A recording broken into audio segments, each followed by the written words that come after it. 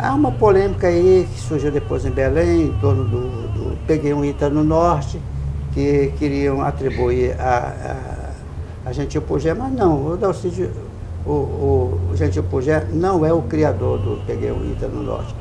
É o estribilho de uma canção popular, possivelmente divulgada no Rio de Janeiro, por outro recruta do Exército do Pará, que foi Jaime Vale, outro grande músico nosso, que foi para o Rio de Janeiro. E o Caymmi pegou aquilo e refez a moda dele e publicou, antes da morte do Gentil Pujé, um livro, Cancioneiro da Bahia, onde tem lá o documento publicado. E o Pujé jamais disputou isso com o seu amigo, os dois eram amigos, Dorival Caymmi. Isso eu estou detalhando isso para esclarecer, porque eu acho que isso foi polêmico aqui em Belém, né? E que, na verdade, os dois eram amigos. O Pujé fez programas radiofônicos, que ele era radialista, com o Caymmi. Dorival Caymmi. Dorival Caymmi. Eu tenho, inclusive, cópia de um desses programas.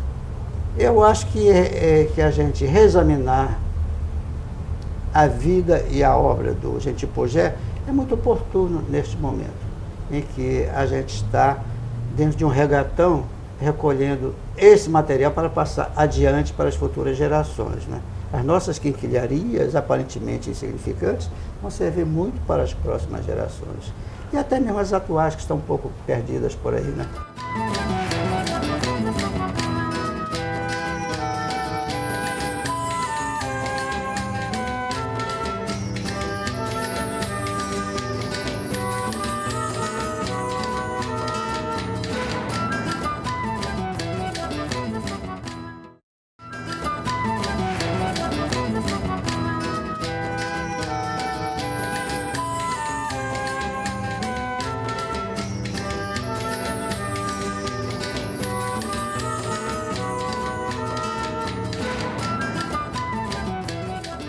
Belém, apesar de distante do centro hegemônico do país, como o Rio de Janeiro, teve aqui, num período da história, grandes quantidades de editoras que produziam trabalhos voltados para os músicos aqui no Pará. Eu queria que você falasse um pouco sobre isso. A primeira música que eu tenho impressa de um paraense, aliás, nem paraense era um alemão, que era o mestre de capela da Cátedra da Sé de Belém, Adolfo Zekalfs. Ele publicou uma polca em 1800 e poucos, A Cidade do Pará. É o título da peça. Está impressa, foi impressa na Europa, e eu tenho um exemplar. Localizei 2 exemplares. Este meu, que não sei como cheguei até ele, e o outro que está no acervo do Mozart de Araújo, no Banco do Brasil, lá no Rio de Janeiro. Veio para Belém por volta de 1850 e viveu até o fim de sua vida aqui, porque ele tem uma contribuição muito importante para Belém, principalmente na música sacra, a religiosa católica.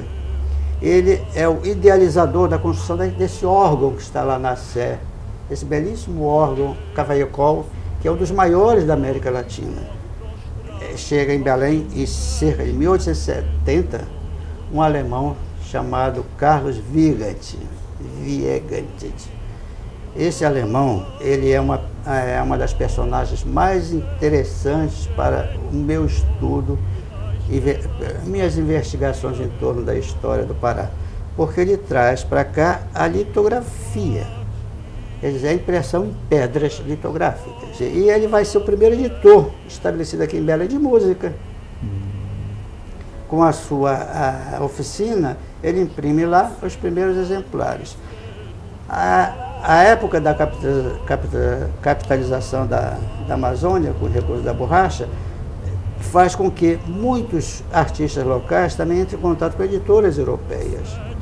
Eles iam estudar lá fora, e lá fora tinham contato com as edições externas, na Itália, na França, na Alemanha, e passaram a ter contato com essas matrizes europeias. Aí entra um outro surto muito importante da edição de música no Pará. Nós temos uma editora chamada José Mendes Leite, que publicou mais de 200 partituras, exclusivamente de compositores do Pará. Depois vem o Bittencourt, O primeiro deles foi o Costa e Silva, né, que editou toda a obra do Gurjão, trabalhada recuperada e arranjada para piano por Henrique Bernardi, né? As edições do Gurjão, de Bernardi e Gurjão, são muito importantes nessa época, porque nós temos, por exemplo, toda a Idália, numa redução para piano, canto e piano, editada aqui em Belém pela Costa e Silva, por volta de 1884, por aí, assim, logo depois da morte do Gurjão. Em homenagem a ele, o Bernardi fez essa redução da ópera e está publicado. Eu tenho no meu acervo um exemplar que foi obtido, sabe aonde? Em Juiz de Fora, Minas Gerais. Eu levantei cerca de 36 editoras que editaram mais de 10 peças de música cada uma. E outras eventuais, que editavam uma, duas ou três. Uma delas, muito conhecida, é a Guajarina, que o senhor sempre cita, né? A Guajarina é um fenômeno que começa em 1914 e vai sobreviver todo o período da crise da borracha, que vai resistir e suprir o mercado consumidor da literatura popular, principalmente as modinhas, as canções e a literatura de cordel do modelo nordestino. Ela vai inaugurar aqui no Pará uma fase de grande produção de folhetos, gerando inclusive os poetas locais. É quando surge o Dr. Mangerona Assu, que era o Romeu Mariz, o Zé Vicente, que era o Lindolfo de Mesquita, o Arinos de Belém, que era o José Esteves, todos os poetas paraenses nascidos aqui, e que vão fazer uma literatura popular do mesmo nível da literatura nordestina e competir com eles. E Guajarina chegou a ter representantes em todo o Nordeste e outras praças. Tem outra história também muito ligada a ideologias. Cabe dentro do regatão também falar dessas coisas, me parece. Ele era um operário gráfico que se emancipou. Era um anarquista que teve uma participação política muito grande, pernambucano, e que em torno de si eles viveu de uma geração de jovens intelectuais, também anarquistas. Lutadores, Bruno de Menezes, o Peregrino Júnior, a Eneida, que acabou sendo muito conhecida, talvez como a nossa mulher mais aguerrida, e é o símbolo da cultura paraense, do ponto de vista feminino, me parece, com muita justiça, né? Eneida Costa Moraes, ela se assinava simplesmente Eneida. E foi uma das colaboradoras da Guajarina nessa fase inicial. E quem era esse pernambucano aí que o senhor estava falando? Francisco Rodrigues Lopes. Eu faço todo um estudo, eu estudei a Guajarina em 3 trabalhos específicos, né? Um que foi publicado na Revista Brasileira de Cultura, editado pelo antigo Conselho Federal de Cultura, depois num livro, que é Repente e Cordel, onde estudo toda a tradição da poesia popular no Pará, por ligações muito, muito importantes com a música, de modo geral. Ela vai se ligar ao cancioneiro tradicional, vai se ligar à modinha, às serestas, a todo um repertório que através das letras, que ele divulgava principalmente as letras, vão constituir talvez o maior acervo que nós temos no Brasil de MPB, de música popular brasileira. Foram mais de 8.000 documentos publicados pela Guajarina na sua série de folhetos semanais, que ele publicava sob o título Modinhas. E Modinhas é o título que me inspirou, e ele é inclusive um capítulo desse livro, A Modinha no Grão-Pará. E aproveitando então para falar sobre esse livro, aqui está registrado uma modinha, que a tapuia, né? A tapuia. Que retrata, de certa forma, um pouco o regatão, né? Que seria talvez o retrato mais original que nós teríamos desse programa, o regatão. Que a tapuia tem 2 tapuias. A tapuia é o caçador e a tapuia simplesmente. Uma criada por Severiano Bezerra de Albuquerque e a outra tapuia criada por um português que residia aqui, Francisco Brandão do Amorim.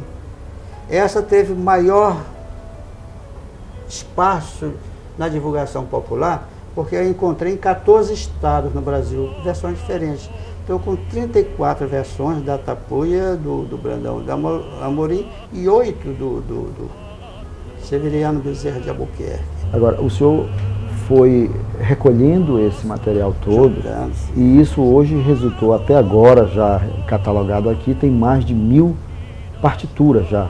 O acervo se constitui basicamente de partituras, porque através dela a gente ouve o som do passado. Nós só podemos ouvir muitas vezes o som da época do Gurjão, da época colonial, se nós não tivermos partituras. Então é importante que a gente dê atenção para o papel.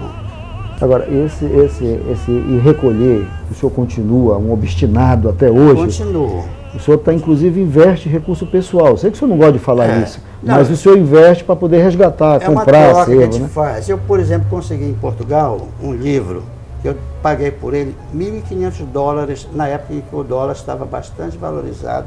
Hoje talvez fosse bem, custasse em torno de uns R$6.000 por esse livro.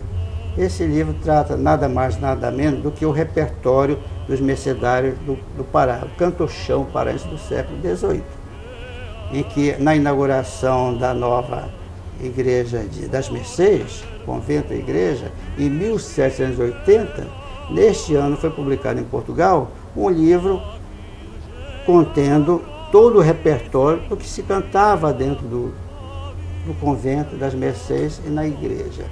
São 83 documentos de música colonial do Pará. Por que o senhor passa para o museu? Olha, aqui foi um núcleo que eu achei mais importante. Eu vou morrer um dia, né? E ao morrer, eu não espero que... a minha família tem consciência do valor dessas coisas. Eu não iria jogar no lixo. Mas sabe lá a terceira ou quarta geração? Não é? Então eu resolvi, inclusive, democratizar o acesso. É muito mais fácil a comunidade, acadêmicos, estudiosos, ter acesso aqui, que ficar comigo em Brasília. Queremos lhe agradecer pela companhia, né, nessa viagem, nesse regatão, que foi uma viagem maravilhosa. Foi muito agradável e a minha contribuição, espero que possa despertar em outros, talvez, um interesse por aquilo que me interessa e que eu sei que eu sou perecível, né? Daqui a pouco bato as botas também, né? Mas nós esperamos ainda fazer outra viagem com o senhor. E que essa jornada continue. Tá certo, professor. Muito obrigado. Pulando as nossas cachoeiras, enquanto não fazem as tapagens.